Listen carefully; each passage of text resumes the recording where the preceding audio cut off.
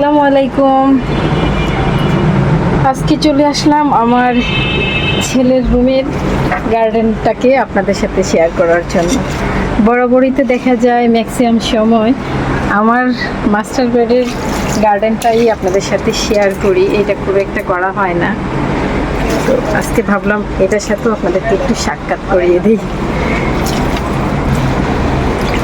এই যে আমার স্ন্যাক প্ল্যান্টগুলো ডেকোরেশন করেছিলাম, এগুলো আসলে দেখা যায় সবগুলারই আলাদা টব আছে। এগুলো আড়ঙের বাহিরে রাখলে বৃষ্টি হলে দেখা যায় টবগুলো নষ্ট হয়ে যায়। এই যেমন এই টবগুলো রাখছি, এখন কিন্তু নষ্ট হয়ে যাচ্ছে ডে বাই ডে।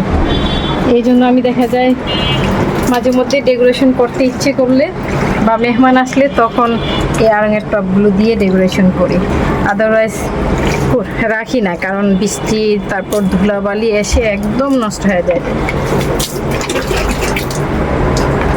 ওদের মাপই আমি সব টব এনে রাখছি।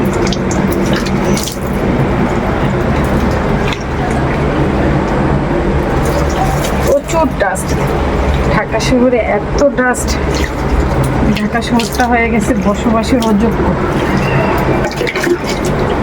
না পারি ছাড়তে, না পারি থাকতে, এই অবস্থা।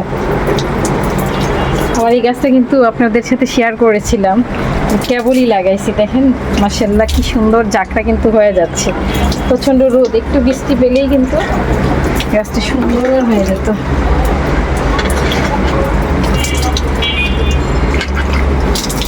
এই দেখেন এই টবটা কি হয়েছে, অনেক টব এইভাবে নষ্ট করছি, এই জন্য এখন আর দেই না। দেখা যায় এত সুন্দর সুন্দর টব নিয়ে আসি আড়ং থেকে। এই যে এটা রুমে ডেকোরেশনের জন্য ওদেরকে সাপোর্ট স্টিক দিয়েছি, এটা যখন সুন্দর করে এটা ইয়ে হবে তখন ভালো লাগবে। এইদিকে সূর্যের দিকে মুখ করে রাখছি, যাতে পাতাগুলো সুন্দর হয়।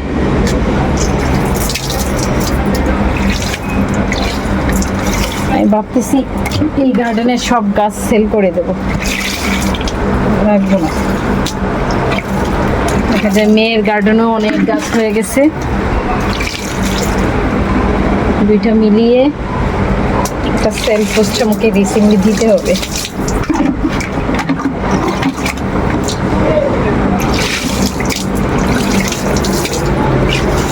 তো সবাই ভালো থাকবেন। আজকের মতো এই যে এটার কিন্তু একটা ইয়া করে গেছে, এটা আবার ঝাঁকড়া হয়ে গেছে মাশাআল্লাহ। এগুলোর পাতা কি সুন্দর শেড হয়ে কালার হয়ে, ছোট যখন ইয়া দেয় তখন বেশ ভালো লাগে। এই যে পিঙ্ক কালার, পিঙ্কেও না কেমন একটা কালার আসে, খুব ভালো লাগে। এগুলো কিন্তু রুমে ডেকোরেশনের জন্য খুবই সুন্দর। সাদা টবের মধ্যে আমি আমার রুমের জন্য আলাদা করে রাখছি ডেকোরেশন করে, খুব ভালো লাগে। আর এটাকে তো রাউন্ড শেপ দিয়ে রাখছিলাম রুমে ডেকোরেশনের জন্য, পরে চিন্তা করলাম আমার বাহিরে মানি প্ল্যান্টের ওইভাবে ঝাঁকড়া নাই, মানে এই মানি প্ল্যান্টটা, এই জন্য এটা বড় টবে বসাই দিয়েছি। তো সবাই ভালো থাকবেন, আজকের মতো এখান থেকে বিদায় নিই, আল্লাহ হাফেজ।